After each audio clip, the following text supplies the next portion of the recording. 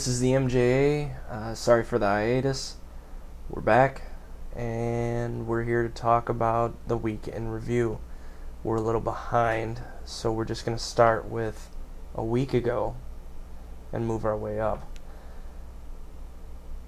John Morrison and The Miz last week on ECW. I don't know who saw it, or I don't know who read about it, or anything like that. If you didn't see it, download it. If you just read it and thought it sucked, guess again. The Miz and John Morrison is a phenomenal thing.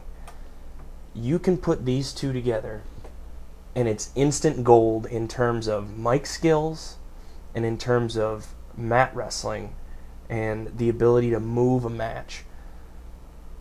It looked like stiff brawling coupled with some aerial moves from Morrison, along with Miz's cocky attitude and all of Morrison's catchphrases. It was everything any smark could hope for, and then some. And then the WWE has to go and kill it by putting Big Daddy V, Viscera, Mabel, whatever you want to call him, into this match. Terrible. Absolutely terrible. He is a monster, don't get me wrong, and it's nice to see Viscera getting pushed as a monster, because he is a big, scary dude, bottom line. But to have it cramp the style of a former ECW world champion and an up-and-comer, because when you really think about it, this has been the year of The Miz. He went from absolutely nothing, low-card jobber on SmackDown to becoming mid-card on ECW, and then his feud with Balls Mahoney and getting valets, not one, not two, but 3 valets, and then now being propelled into this possible main event status at Cyber Sunday. Granted, it's a week pay-per-view, but nonetheless, that's still a huge thing for The Miz. And like I said, to have Mabel come in and just ruin all of that work, shame on you, WWE writing team. But brilliant stroke of genius putting The Miz and Morrison together. That's all I'm going to talk about that for now. Moving on, TNA Knockouts champ Gail Kim actually breaking down and crying over being the first women's champ in TNA. I like it. It shows she's humble, and it made me feel good. I don't know why, but it did. So congratulations to Gail Kim for being the Knockouts Women's Champion. Also, congratulations are in order for Talia Madison, the girlfriend of the Hurricane, Gregory Helms. Now recently signed as a brand new TNA Knockout. Congratulations. We saw you on TV last week. We've seen you, do some spots here and there. Good for you, and I'm happy for you. The other thing that I came to talk about is a legitimate women's wrestling division in TNA, particularly involving Awesome Kong.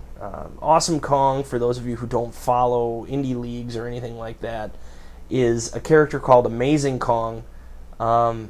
Amazing Kong wrestles in Japan, Shimmer, all that stuff. Phenomenal wrestler. Scary woman.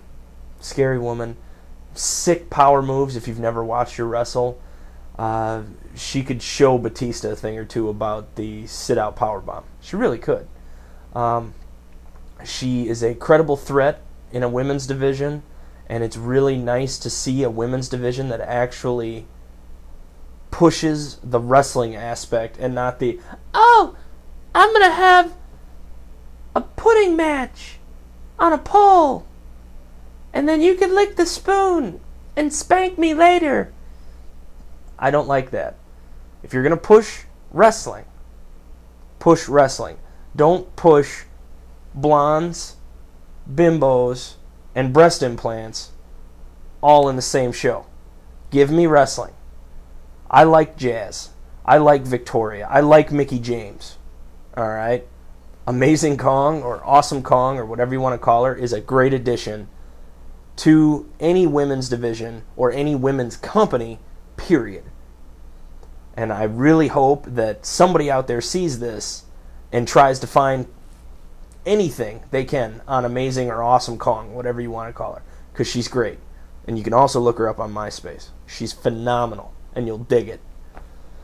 Last but not least, in terms of our women, Candice Michelle last night fell in a botched spot and broke her clavicle, or at least that's what I'm reading.